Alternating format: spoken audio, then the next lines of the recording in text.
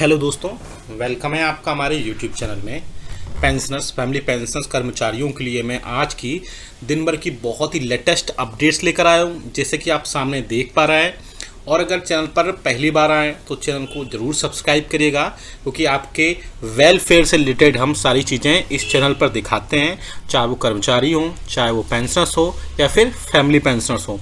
आप सभी के लिए हम नोटिफिकेशंस, सर्कुलर्स, ऑफिस मेमोरेंडम लेकर आते हैं, जिसे हम समझाए जाते हैं हमारे चैनल पर। साथ ही साथ पेंशनर्स की जो प्रॉब्लम्स होती हैं, चाहे वो उनकी पेंशन से रिलेटेड हो, उनके वेरियर से रिलेटेड हो या अदर बेनिफिट्स से रिलेटेड हो, वो सब समझाई जाती हैं। साथ ही साथ उनको क्या कार्रवाई करनी है, कैसे सारी चीज़ों का टैकल करना है, वो सब हम इस वीडियो के या बोल सकते हैं हमारे चैनल के जरिए समझाते हैं।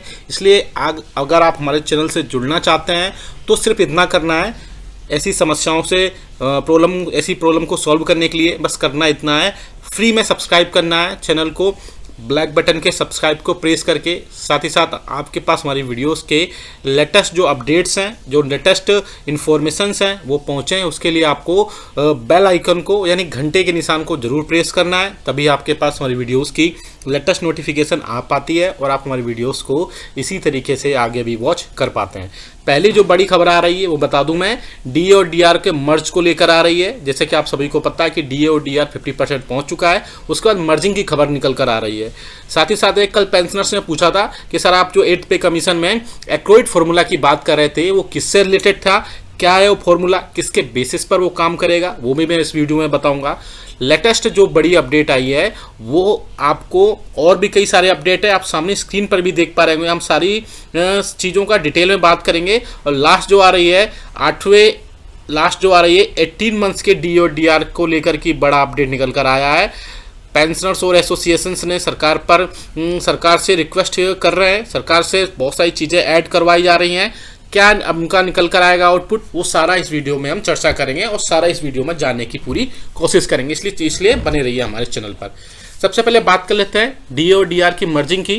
जैसा कि आप सभी को पता है पिछले कुछ दिनों, और मैं एक चीज़ बता दूं कि मैंने आपको पहले ही बता दिया था कि जो इस बार का महंगाई भत्ता और महंगाई राहत है वो इस बार बहुत जल्दी अनाउंसमेंट देखने को मिलेगी, और वैसा ही ठीक वैसा ही हुआ। और आप सभी को पहले ही जो है काफ़ी दिन पहले ही इसकी अनाउंसमेंट देखने को मिली। फाइनली खैर हम बात करते हैं डीए और डीआर के मर्ज की। आप सभी को पता है कि 5वें वेतन आयोग में, या जो पेंशनर्स 5th पे कमीशन में रिटायरमेंट हुए थे उनको पता भी होगा कि 5th के पे कमीशन के रिकमेंडेशंस के हिसाब से डीए और डीआर को मर्जिंग किया गया था। फिर इसके बाद में 6th पे कमीशन में इसको मर्जिंग नहीं दी गई थी। और बात करते हैं 7th पे कमीशन की, फिलहाल जो चल रहा है, तो 7th पे कमीशन में भी इसमें मर्जिंग की बात नहीं है। जो लोग ये कह रहे हैं कि जब 50% डीए और डीआर हो जाएगा तो वो 0 से स्टार्ट हो जाएगा या फिर 100 हो जाएगा उसके बाद 0 से स्टार्ट हो जाएगा, तो ऐसा बिल्कुल नहीं है। ये सारी चीज़ें बिल्कुल सेपरेट्स हैं। डीए डीआर आपका मर्ज नहीं होगा। आप सपोज करिए, बहुत सारे अभी आप देखेंगे पे कमीशन वो सारे थे जिनमें 100 के ऊपर भी डीए और डीआर निकल गया है। सपोज अभी 6 पे कमीशन में अगर सपोज करते हैं कि 100 से ऊपर 100 से ऊपर जो है डीए डीआर चल रहा है, तो ये ऐसे ही चलता रहेगा। सपोज करिए आपकी बेसिक पेंशन अगर 40,000 रुपये या 30,000 रुपये है, तो अगर ये 100% डीए डीआर हो जाता है, यानी कि अगर आपकी बेसिक पेंशन 40,000 रुपये है तो 40,000 ही आपको डीआर मिलेगा। उसमें कोई भी मर्जिंग जैसी सुविधा अभी 7th पे कमीशन में नहीं गई है। लेकिन हाँ, अलग इसमें आगे जाके कुछ रिकमेंडेशंस होते हैं, कुछ चेंजेस होते हैं, तो उसमें कहा नहीं जा सकता। और अगर ऐसा होता है तो मर्जिंग करने से पेंशनर्स को बहुत ज़्यादा फायदा हो सकता है, कर्मचारियों को भी इसका फायदा मिलेगा, क्योंकि इसके बाद उनकी बेसिक पेंशन 80,000 हो जाएगी, यानी 40,000 बेसिक प्लस 40,000 डीआर। तो मर्जिंग करने से हाँ, कर्मचारियों, पेंशनर्स और फैमिली पेंशनर्स को बहुत ज़्यादा फायदा मिलेगा। लेकिन 7 CPC में जो है इस टाइप से मर्जिंग की कोई भी सुविधा प्रोवाइड नहीं कराई गई है। अब बात करते हैं दूसरी, जो पेंशन रिवीजन में लेकर के बड़ा अपडेट आ रहा था कि पेंशन रिवीजन का जो एक्रोइड फार्मूला है, मैंने पिछले कुछ दिनों इसकी बात की थी और ऑटोमेटिक पे रिवीजन की भी बात की थी। तो पेंशनर्स कमेंट कर रहे थे कि इनमें से कौन सा बेस्ट है, मैंने उनसे पूछा था, तो उन्होंने पूछा था कि सर एक्रोइड फार्मूला क्या है, ये हमें जानना है। तो एक्रोइड फार्मूला थोड़ा सा मैं बता दूं कि क्या हो सकता है एक्रोइड फार्मूला, वो हम लेकर आए हैं पूरा, आप देख सकते हैं सामने स्क्रीन पर भी, कि केंद्रीय कर्मचारियों की सैलरी और पेंशनर्स की पेंशन में इजाफे को लेकर के एक नए फार्मूले की चर्चा है आजकल, और वो एक्रोइड फार्मूला है। इससे फॉर्मूले से कर्मचारियों की सैलरी और पेंशनर्स की बेसिक पेंशन में महंगाई, कॉस्ट ऑफ लिविंग और कर्मचारी की परफॉर्मेंस से जोड़ा जाएगा। इन सब चीज़ों के आकलन के बाद ही सैलरी में इजाफा होगा। इससे सभी वर्ग के कर्मचारियों को फायदा होगा। हालांकि अभी ये सिर्फ सुझाव है, इस पर विचार किया जा रहा है। अभी तक किसी फॉर्मूले को फाइनल नहीं किया गया है। इसके अलावा इसमें 2-3 चीज़ें और की गई हैं। तो क्या है वो 2-3 चीज़ें जिन पर विचार हो सकता है? आप देख सकते हैं सामने स्क्रीन पर। 7वें वेतन आयोग यानी 7th CPC की सिफारिशें 2016 में लागू की गई थी। उस बात को अब 7 साल बीत चुके हैं, या 8 साल कह सकते हैं बीत चुके हैं। सूत्रों की माने तो केंद्रीय कर्मचारियों की सैलरी तय करने के लिए 8वें वेतन आयोग यानी कि 8th पे कमीशन को लेकर के गठन को अभी कोई विचार नहीं है, जैसा कि मैं पहले भी बता चुका हूँ। लेकिन नया फॉर्मूला बनाया जा सकता है जिससे केंद्रीय कर्मचारियों की सैलरी और पेंशन की बेसिक पेंशन हर साल तय हो सकती है।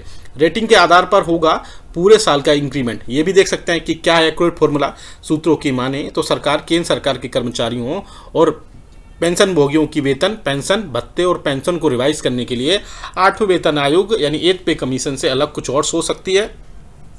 केंद्रीय कर्मचारियों की पेंशनर्स की सैलरी, भत्ते और पेंशन की समीक्षा के लिए वेतन आयोग की गठन की जरूरत नहीं होगी। सूत्रों की माने तो केंद्रीय कर्मचारियों की परफॉर्मेंस तय करेगी कि उनका कितना इंक्रीमेंट होना है और कब होना है। इसके लिए उन्हें पूरे साल की रेटिंग दी जाएगी और रेटिंग के आधार पर ही उनकी सैलरी का परसेंटेज तय होगा। और इसके अलावा आप बता दूं कि जो एक्यूरेट फॉर्मूला है वो बेसिकली आपका कॉस्ट ऑफ लिविंग पर, उनके परफॉर्मेंस पर, पेंशनर्स कर्मचारियों की पेंशनर्स परफॉर्मेंस पर और कॉस्ट ऑफ लिविंग पर बेसिस होगी। और 8वें वेतन आयोग में ये सारी चीज़ें हो जो है आगे देखने को मिल सकती है। लेकिन ये अभी सब जितने भी मीडिया हैं, चाहे यूट्यूब चैनल्स हैं, इन सब पे सिर्फ आंकलन लगाया जा रहा है या बोल सकते हैं गैसेस किए जा रहे हैं। लेकिन एग्जैक्ट क्या हुआ वो सिर्फ और सिर्फ आपको गवर्नमेंट ही बता पाएगी। इसमें बहुत सारी चीज़ों पर बात अभी करना थोड़ी सी जल्दबाजी होगी। लेकिन जो मीडिया में खबरें आई थी मैं थोड़ा सा आपको बताया। अब आप देख सकते हैं कि 8वें वेतन आयोग के गठन पर मची रार। क्या लोकसभा चुनाव से पहले ही मिलेगी खुशखबरी? एक ये भी बड़ी खबर निकल कर आ रही, जिसे मैं लेकर आया हूँ। केंद्र सरकार ने कर्मचारियों और पेंशनर्स के महंगाई भत्ते और महंगाई राहत में 4% की बढ़ोतरी कर दी है। अब DA DR की 50% पर पहुंच गई। यह नियम है कि DA 50% के पार होते ही कर्मचारियों के वेतनमान और भत्तों में बदलाव होता है, जो कि मैंने अपने प्रीवियस वीडियो में भी बता दिया था। अब बड़ी खबर निकल कर ये आ रही है कि कर्मचारियों को अब 8वें वेतन आयोग के गठन का इंतजार है। Confederation of central government employees एवं वर्कर्स के महासचिव मिस्टर SB यादव ने पिछले दिनों सरकार को पत्र लिखकर आग्रह किया था कि मौजूद परिस्थितियों में बिना किसी विलंब के 8वें वेतन आयोग का गठन किया जाए। Indian railway technical supervisor association IRTSA ने भी केंद्रीय वित्त मंत्री से आग्रह किया है कि केंद्र सरकार को बिना किसी देरी के 8वें वेतन आयोग का गठन करना चाहिए। यानी कि अब गवर्नमेंट से पूछा जा रहा है कि गवर्नमेंट कब तक इसका करेगी जो है गठन। अब यह सरकार नहीं कर रही है विचार। संसद के पिछले सत्र के दौरान सरकार ने 8वें वेतन आयोग के गठन को लेकर 2 टूक जवाब दे दिया था। 6 फरवरी को राज्यसभा में सांसद ने 8वें वेतन आयोग के गठन को लेकर सवाल पूछा था। वित्त राज्य मंत्री मिस्टर पंकज चौधरी ने इस सवाल के जवाब में कहा, सरकार के पास इस प्रकार का अभी कोई भी प्रस्ताव विचाराधीन नहीं है, जैसे मैंने बताया भी। हालांकि उन्होंने वेतन आयोग के गठन को लेकर 5वीं बड़ी अर्थव्यवस्था और 30 वर्ष से महंगाई का सामना यह तर्क भी दिया। आगे सरकार द्वारा 7वें वेतन आयोग के केंद्रीय वेतन आयोग के पैरा 1.22 पर विचार न करने और उसे अनुमोदित न किए जाने के फाइलों का दर्ज कारण है। क्या इस तथ्य के कारण है कि सरकार वेतन आयोग संबंधी खर्च वहन करने की स्थिति में नहीं है? क्या इसलिए 8वें वेतन आयोग के गठन का कोई प्रस्ताव विचाराधीन नहीं है? यदि इससे संबंधित ब्यौरा क्या है? तो ये सारी चीज़ें उसमें पूछी गई थी और इसमें जवाब में बोला गया था, मिस्टर पंकज चौधरी ने जवाब में बोला था कि 7वें वेतन आयोग के आधार पर वेतन और भत्तों में संशोधन को अनुमोदन देते समय केंद्रीय मंत्रिमंडल ने इस मामले पर भी कोई विचार नहीं किया है और आगे का आगे सरकार के पास इस प्रकार का कोई भी प्रस्ताव नहीं है। जैसा कि मैं अपने सारी प्रीवियस वीडियोस में सारी बातें आपको बताता रहा हूँ। इसके अलावा आप देख सकते हैं कि इसमें एक और पैराग्राफ बहुत ही इंपॉर्टेंट है जिसमें ये सारी चीज़ें हो सकती हैं। आप देख सकते हैं 2 करोड़ कर्मचारियों और पेंशनर्स की बात करें तो स्टाफ साइट की राष्ट्रीय परिषद JCM और अखिल भारतीय रक्षा कर्मचारी महासंघ के महासचिव श्री कुमार का कहना है कि कर्मचारियों के DA का आंकड़ा 50% हो चुका है। अब केंद्र सरकार के समक्ष 8वें वेतन आयोग के गठन का प्रस्ताव रखा जाएगा। अखिल भारतीय राज्य सरकारी कर्मचारी महासंघ के अध्यक्ष सुभाष लांबा के मुताबिक 8वें वेतन आयोग का गठन न होने से देश भर में 2 करोड़ सरकारी कर्मचारियों पेंशनर्स की भारी नाराजगी देखी जा सकती है। कर्मचारी संगठनों ने केंद्र सरकार द्वारा 8वें वेतन आयोग को गठित न करने को लेकर अत्यंत दुर्भाग्यपूर्ण बताया है।